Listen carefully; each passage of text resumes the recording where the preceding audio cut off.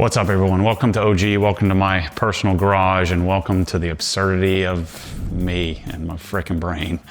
So today we're gonna talk about the new OG De-Nibbing Package, which every human should have.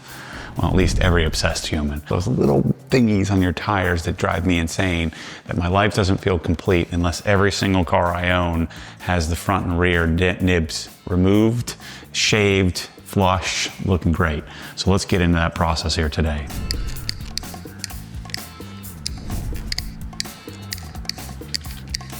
So I don't know when I first started taking these frickin' things off, when I first started cutting them off, but I have a distinct memory of being confirmed in that I saw Paul Dalton. Paul Dalton was a famous European, detailer from back in the day. And I remember somebody sharing me an image of him cutting the nibs off. I'm certain I'm not the first person, but I feel like I just kind of made it up on my own. Maybe you guys have been around a long time. No, because I was de-nibbing way before I started making YouTube videos.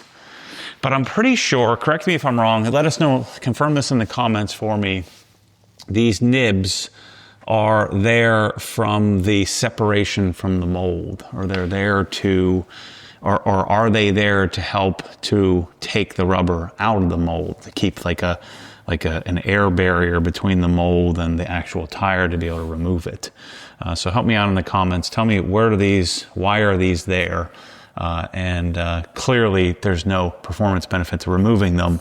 There's just a psychological benefit for me. One thing I should mention to you is you certainly don't need to remove your wheel to take your nibs off, to cut your nibs. I'm doing this as part of the, like I mentioned earlier, the part of the coating process.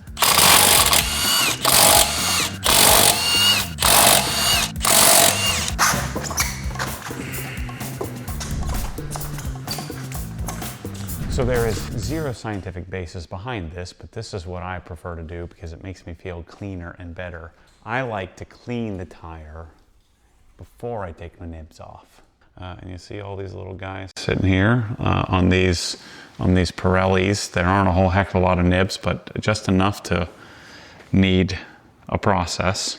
And so what I would do first, before taking the nibs off, I'm gonna take some Stoner's Terminator, and I'm gonna spray it on a throwaway towel, and I'm gonna prep the surface first. And I think the reason why I do it this way is when I started taking nibs off, I used a couple of different tools. I started with a paint scraper. This would be what you'd use on like windows to scrape paint. And I would take and kind of pull it and grab it and then cut it flush with the paint with one of these. And then I didn't always have one of these sitting around, so I would use a regular whatever razor blade I had laying around. So I would take a nice fresh sharp blade, and I would go and find one here, and I'd pull it and then snip it like so. And sometimes I do a little chunk like that. And so depending on where the nib was, and then these are kind of hard to pinch. They can't really see what I'm doing. And so that's been the process that I've used over the years. And if the tire is clean, fresh after Terminator, I could grab the nib and hold on to it better. So that's been sort of the history of how I've done it. Now that we have our new tools, I don't have to worry about that, but I've just kind of gotten accustomed to cleaning the rubber first and then taking the nibs off. Which drawer is it? It's this drawer. Ready for this? It's magic. Yes. Everyone needs this in their life. We have our grip-ons, we have our Knipics, and a few other choice tools in here. But these are the secret sauce to de-nibbing. These two little guys right here. Boom, they're awesome. Now, I know what you're gonna say. These little German tools here, I think these are like 90 bucks for the pair. You can get these on obsessedgarage.com, by the way, but I keep little zip ties on them because they have springs. And so what I have here is I have a roughly, I think this is a 30 degree and then a 60 degree. And so depending on the type of nib, where I have the nib, on which one works better, you can see these guys have been used quite a bit. I've de-nibbed, I don't know, 4 or 5 sets of wheels since I got this fresh pair. But this is a package that took me a while. I bought one of every tool that Knipex makes, and there's several different versions of these, but I want to make sure you get the right ones, and these are the 2. These will save you time, these will save you energy, and lots of people have been yelling at me about some sort of de-nibber like this for years because they've seen me do it with razor blade, and I agree with them. This is the best way to do it. Having these is what every man should have in their life, and lady. Everybody in the world should have this. It'll change everything about your existence. So on this tire, I'm going to use the 60 degree. Now don't hold me to that. I don't know if it's actually 60 degrees. I'm pretty sure I made that up. And then you have the 30 degree, which I'm pretty sure I made that up too. But you can see, and it's tight on camera there, but you can see the angle difference. And just where these nibs are, this one isn't quite as useful, you know, because I have to kind of do it on the side. And what I found, I did the front tire earlier, I found it was easier for me to see with the light overhead, and I can just go and kind of rotate my wheel on my fancy wheel stand, which of course you don't need, and I can snip like so. Now, I know I'm getting a little bit ridiculous here with doing the back, but it makes me feel good. It makes me feel happy in my heart. So those of you who don't like that can suck it. Yeah. Tell me that isn't satisfying. Just listen to that. Then when you get in the groove, you just start rolling. So those of you who have big truck tires, like I've got the 40 Nittos that have thousands of these, I would turn something on TV, watch a movie, sit there and just snip away. One section at a time, staying nice and organized, switching between the 2 different tools depending on what area, and I end up with a nice, pretty, flush cut surface. Could this be the first and only dedicated de-nibbing video on YouTube? I think we might be it. Just call me a pioneer. A maverick. A beacon of hope and light in the world of cleanliness, organization, and structure. Living life to the least. That's us. That's me. Tell me in the comments, what do you think the percentage in any given Costco in America parking lot on a Saturday early or late morning, early afternoon, what percentage of vehicles have their tires de-nibbed? There's got to be one. Is there one? So see, depending on the angle, if I'm going to cut them up here, then I'm going to use this guy.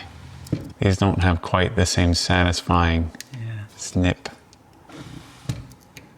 But see, this is why I like having the 2 tools now, but they have a few dozen of these little electronics wire cutters, and you want to make sure you get the right one, and so that's what I'm here for. I bought all the wrong ones so that I can make sure you get the right one. I want to say there's like 14 different types, because they have flush, they have not flush, they have like different angles of jaws. But this is what you want. And there's no chunks. I don't end up with any chunking. All right, let's up the ante here. What percentage of used Porsches in any given Porsche dealership would have their tires de-nibbed? Is that at least in the 0.01% category? Are we in the hundreds or thousands of a percent?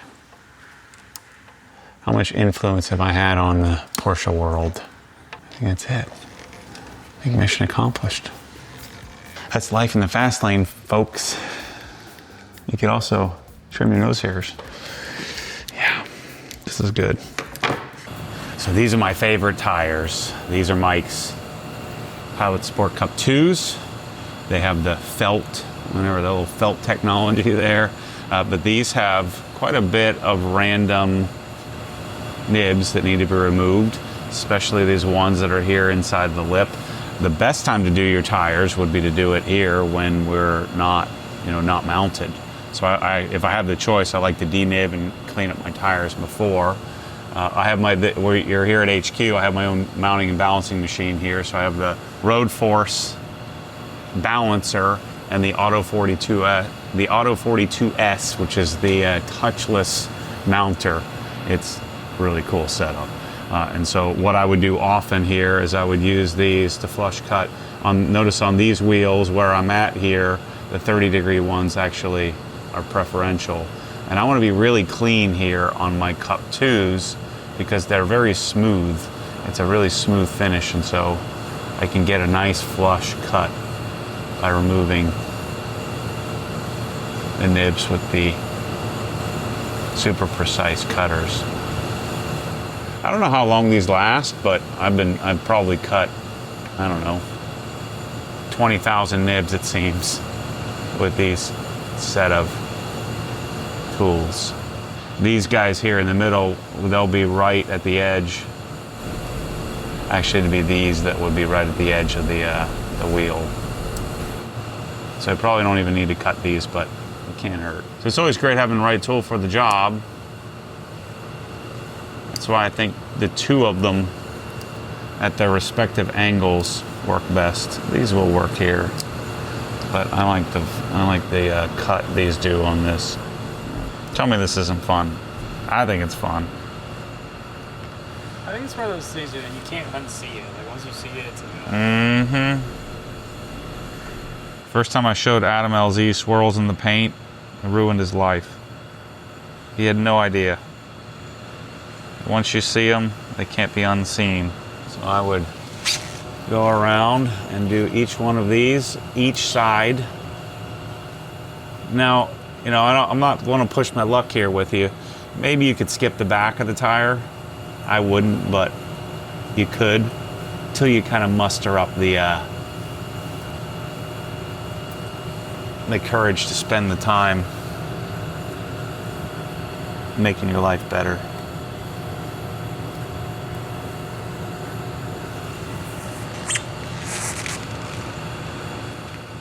See, that took 5 minutes of your life, but now everything's better. So make sure, if you're not subscribed, subscribe to the OG channel and also Matt Warman channel and the Garage Obsession channel. So make sure, and Obsessed Home Theater channel, go to all the channels on the bottom here.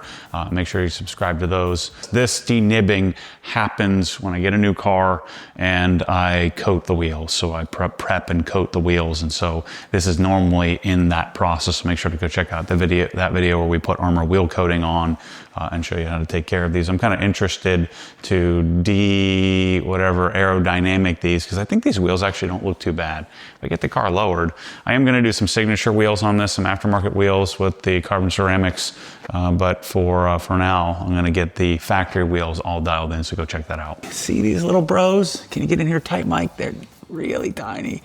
But this guy here is a microcosm of your entire existence. If these are on your tires, your life is probably not in order. At least mine isn't. I'm spiraling out of control toward a black hole unless I get these off.